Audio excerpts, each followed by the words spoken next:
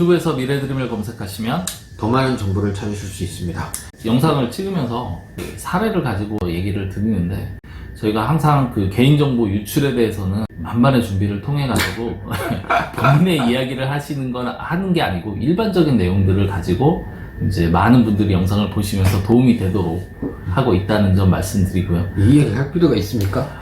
왜 그러냐면은 어떤 분이 네. 자기 얘기 같다는 얘기를 하시더라고요. 아, 그래가지고 전혀 내용이 다른데 그분이 이제 잠깐 오해하셔가지고 내가 잘못 이해했다 했는데 그렇죠. 혹시라도 그 얘기를 저희한테 직접적으로는 안 했지만 혹시 이거 내 얘기 아니야 라고 되시는 분이 있을 것 같은데 제가 볼 때는 흔한 사례들 그렇죠. 네, 하늘에 새로운 건 없습니다. 네, 많이 이슈가 되는 부분인데 네. 네, 오늘도 그 관련된 얘기를 하나 할게요. 아, 부동산을 갖고 있는 개인 분들이 법인으로 많이 전환을 해요. 네. 한참 붐이었죠. 그렇죠. 그리고 최근에 또 다시 붐을 일고 있어요. 네. 뭐 여러 가지 이유가 있겠지만 뭐 절세 차원에서 뭐 승계 그렇죠. 차원에서 이런 부분들이 있다라는 거는 이미 과거에 가장 많은 네. 사유이기도 하죠. 그렇죠. 그래서 법인 전환에 대해서 영상을 많이 찍었었는데 그러다 보니까 저희가 빠진 내용이 하나 있더라고요. 빠졌네요. 부동산이 이제 좀 많은 분들 같은 경우에 네. 포괄 양수도로 하기보다는 현물 출자 방식을 해야 된다. 음. 그러면서 현물 출자에 대한 내용에 궁금증이 많더라고요, 사람들이. 그렇죠. 그래서 오늘은 좀 그 내용을 좀 찍도록 하겠습니다. 현물 출자 방식, 말도 어려운데 현물 출자 방식은 무엇이냐? 좀 간단하게 좀 설명을 해주시죠. 간단하게 현물을 출자하는 거죠. 네, 너무 간단한가? 이게 꼭 부동산에 국한된 건 아니에요. 부동산을 일단 쉬우니까 예를 들면, 그러니까 일반적으로는 법인을 설립할 때 자본금을 넣어서 회사를 설립하는 거잖아요. 그렇죠. 먼저 설립을 하죠. 네. 근데 이 경우에는 부동산을 넣고 법인을 설립하는 거예요. 네. 부동산을 넣는다는 거는 자신의 부동산을 법인에 양도하는 거랑 똑같은 거거든요. 그렇죠. 그 대신에 주식을 받는 거예요. 근데 현물 출자라는 걸 왜 하는 거냐면, 이제 양도를 하게 되면 양도세가 발생하잖아요. 네. 근데 현물 출자하는 경우에는 양도세를 2월과세라는 걸 지금 해주고 있거든요. 2월과세는 너무 깊게 들어가나? 2월과세는 지금 내야 될 양도세를 나중에 법인이 팔 때 내라. 이게 2월과세거든요. 일단 2월과세 얘기가 먼저 나왔기 때문에 그거 먼저 짚고 가면 이제 개인이 소유해서 법인으로 넘어가게 되면 개인과 법인은 인격체가 다르기 때문에 법인 전환이라고는 하지만 사고 판계되고 네. 그럼 개인이 법인에서 팔 때 생긴 양도세는 지금이 아니고 나중에 법인이 팔 때 해서 2월과세 된다. 네. 그래서 여기서도 이제 약간 절세가 되겠죠. 왜냐면 부동산 가치는 계속 오르니까. 그렇죠. 그리고 법인이 내는 양도세가 개인보다는 좀 싸니까. 싸죠. 네. 그런데 이제 그런 과정에서 법인 전환을 하는데 포괄 양수도가 아니고 현물 출자를 하는 이유. 자, 이거에 대해서 이제 좀 얘기를 해야 되는데 네. 예를 들어서 부동산이 10억짜리인데 내가 법인을 1억짜리로 설립을 한 거예요. 그 부동산을 10억을 주고 사와야겠죠. 네. 근데 1억 가지고 모자르잖아요. 모자라죠. 그러면 이게 법인 전환이 안 되는 거죠. 그러면 부동산 가치만큼의 자본금이 법인의 자본금으로 들어와야 되는 거죠. 맞습니다. 예를 들어 지금처럼 10억짜리 부동산을 가져오려면 10억이라는 현금을 가지고 법인이 설립되면은 그거는 굳이 현물 출자 안 하고 양수도로 네, 해가지고 그건 맞습니다. 가져올 수 있는 거죠. 근데 사람들이 그 정도의 현금을 마련하기가 어렵고 그렇죠. 우리나라 재산의 8, 90%가 지금 부동산으로 한 70%. 네. 유지되어 있기 때문에 현금을 그 정도 마련하기는 쉽지 않죠. 그러니까 여기서 왜 이 말씀을 드렸냐면 현물 출자하니까 복잡하고 어렵다라는 게 이제 뒤에 가면 프로세스에 네, 나오는데 맞습니다. 이걸 안 하고 싶으시면 부동산 가치만큼의 현금을 준비하시면 돼요. 너 무책임한 방송 아닙니까? 아니에요. 그러니까 뭐 가능하신 분이라면. 그러니까 매일 아니라고 지금. 아니 왜냐면은 제가 다른 어떤 컨설팅 업체 봤더니 네. 부동산이 있으면 무조건 현물 출자해야 된다고 얘기를 하더라고요. 근데 제가 무조건은 봤더니 아니죠. 예. 그 금액이 그렇게 큰 금액이 아니어서 예. 왜냐면 현물 출자가 복잡도 하고 시간도 오래 걸리기 때문에 네. 그런 방법도 있다라는 거를 여러분들은 이해하셔야 된다라는 거고 또 여기서 대출이 있다. 예를 들어서 10억짜리 부동산인데 7억이 대출이 있다. 네. 그러면은 3억만 준비하면 되는 그렇죠. 거잖아요. 3억 정도만 있으면. 그렇죠. 3억을 주고 그 다음에 7억은 대출을 승계받으면 되니까 맞습니다. 부채는 차감한 부분만큼 자본금이 준비가 된다면 네. 현물 출자 안 해도 된다. 맞습니다. 네, 그랬는데 근데 지금 얘기 이제 한 10억 정도 가지고 하니까 어떻게 좀 맞춰보는데 거기 이제 대출 요즘 아파트만 해도 다 10억이 넘어요. 그렇죠. 네, 그러니까 현실적으로 이제 가서 이제 뭐 50억, 100억 뭐 네, 그 이상의 맞습니다. 금액이 되면 현금 또 금고에 있는 거 끊어올 수는 없잖아요. 금고에 그 정도가 있으면 모르겠는데. 그러니까 그거가 이제 노출을 네. 하기 어려운 분들.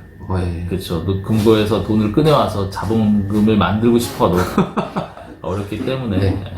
제가 여기에서 그냥 여담으로 하나 말씀드리면, 자본금을 등기를 하잖아요. 설립하면. 그리고 그 사업자 등록을 낼 때 세무서에 등록을 하지 않습니까? 네. 그럼 세무서에서는 이것도 자산이에요. 그렇죠. 가끔 물어보시는 분이, 뭐, 비자금이 좀 있는데, 법인 설립할 때 그럼 자본금을 쓰면 괜찮지 않냐? 아닙니다. 그만큼의 재산 늘어난 게 바로 드러나는 거예요. 그래서 그건 아니다. 알려드리고 싶어서. 일단은 뭐 현물 출자에 대해서는 복잡한 절차가 좀 있다라는 거는 뭐 많은 분들이 아는데 좀 요약해서 뭐가 복잡한지 포괄량수도하고 좀 비교를 해서 좀 네. 얘기를 해주시죠. 프로세스가 굉장히 복잡한데요. 이게 주식회사냐, 유한회사냐에 따라 또 프로세스가 천차만별이에요. 네. 그러니까 주식회사를 기준으로. 주식회사를 기준으로 하면 일단 포괄양수도는 간단한 게 개인 결산을 하면서 자산 부채를 확정한 다음에 이제 그 자본금의 사이즈를 본인이 알잖아요. 뭐 예를 들어서 개인을 결산했더니 뭐 총 자산에서 부채를 뺐더니 한 1억이 남았다. 그쵸. 예를 들어서. 1억이 남았다. 순자산 규모 이상의 법인을 설립하고 양도양수를 하는 거죠. 그러니까 이거는 뭐 사실 간단은 해요. 그렇죠. 네. 근데 현물 출자는 뭐가 틀리냐면 현물 출자를 통한 법인을 설립하겠다고 세무서에 신고를 해요. 네. 그리고 사업자 등록을 먼저 합니다. 등기가 안 나왔는데. 등기가 없어도 네. 내가 이 현물 출자 방식을 통해서 법원에 이제 내가 설립 신고를 하겠다 그렇죠. 하고 사업자 등록을 먼저 받고 그걸 해놓고 똑같아요. 결산을 하는 거예요. 이제 결산이라는 건 현물 출자 일의 기준에 따라서 자산과 부채를 확정하는 결산을 받는 거고, 그리고 또 하나는 부동산이 있다 그러면 감정평가법인을 통해서 감정을 받아서 금액을 또 확정하고, 그래가지고 최종적으로 순자산이 나오잖아요. 네. 그 금액으로 이제 몇 주, 뭐 자본금 얼마 이런 식의 이제 금액이 나와서 법인 설립하는 거죠. 네. 현물 출자 방식은 법원의 인가를 받아야 되거든요. 네. 그래서 이제 기간이 최소 3개월 이상 걸리죠. 조금 더 유의하실 부분 중에 하나가 이제 대부분이 현물 출자 부동산이 있는 경우니까. 네, 그렇죠. 예, 이때 법인으로 부동산이 넘어가면 취득세를 낼까요, 안 낼까요? 이 질문도 하세요. 그러니까 당연히 없다고 생각하시는데. 내야죠. 예전에는 100% 감면이었어요. 네. 지금은 이제 75% 감면이거든요. 근데 작년부터 임대업은 감면이 없어졌어요. 네. 그러니까 업종과 사업 내용에 따라서 다 틀리죠. 예. 거꾸로 말씀을 드리면 이제 내가 부동산을 가지고 어떤 사업을 하려고 하는데 혹은 부동산 취득이 예정되어 있는데라고 할 때 법인을 전환을 해놓고 부동산을 취득하는 것과 부동산을 개인으로 취득했다가 법인으로 전환하는 것과는 취득세 문제가 한 번이냐 두 번이냐의 차이도 있습니다. 그렇죠. 그렇기 때문에 법인 전환을 먼저 할지 후에 할지 이 부분은 좀 고려를 하셔서 네, 맞습니다. 가시는 게 좀 필요할 것 같아요. 일단은 이렇게 해서 현물 출자를 마무리를 잘 했어요.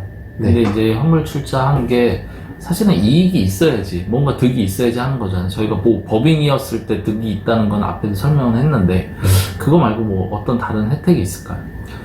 예, 혜택은 많죠. 저희가 항상 강조하는 법인 전환에 대한 부분이 가장 큽니다. 네.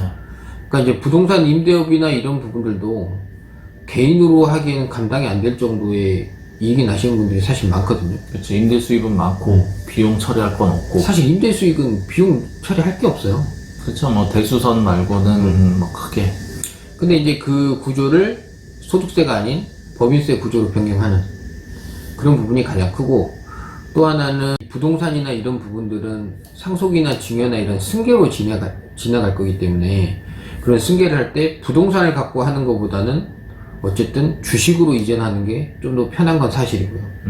승계가 아니라 이제 이 부동산을 매매를 하는 경우에 지금 개인으로만 갖고 있으면 계속 소득세가 나오잖아요. 양도소득세가. 그렇죠. 근데 이 부분을 지금 개인으로 갖고 있었던 부분만큼은 개인 양도소득세로 내고 앞으로 오를 부분은 법인세로 이제 계산하게 되거든요. 그런 경우에 법인세는 사실 10%에서 20% 선에서 끝나기 때문에 개인보다 절세가 좀 많이 된다고 봐야죠. 일단 뭐 취득 단계, 그다음 보유 단계, 양도 단계까지 해서 법인이 갖는 매력은 활용할 수 있다. 네, 맞습니다. 일단 저희가 말씀드린 거는 이제 건물이나 그다음에 토지 혹은 뭐 사업으로 쓰시는 사업용 부동산 이런 쪽에 대해서 포커싱을 한 건데 네. 이 영상을 보시고 그렇다 그러면은 내가 갖고 있는 주택들 다주택자 이거를 법인으로 하면은 네. 뭔가 매력이 있나 해서 고민하는 분들이 있는데 네. 이걸 이제 경종을 알리는 이제 세제 변화가 있었죠. 많죠. 네. 네, 뭐 일단 취득 단계에서 12%. 취득세를 내야 되고요. 네. 그다음 보유 단계에서 종부세가 6%죠. 6%고요. 그리고 개인은 6억 공제가 있는데 법인은 공제도 없어요. 공제도 없고요. 거기에다가 나중에 팔게 되면 양도세가 일반적으로 법인은 뭐 10에서 20%라 했지만 거기에 이제 주택은 가산되죠. 20%까지 가산돼요. 그렇죠. 주택 부분은 향후에 미래 가치를 확정할 수 없다면 심사숙고하셔야 될 것 같고요.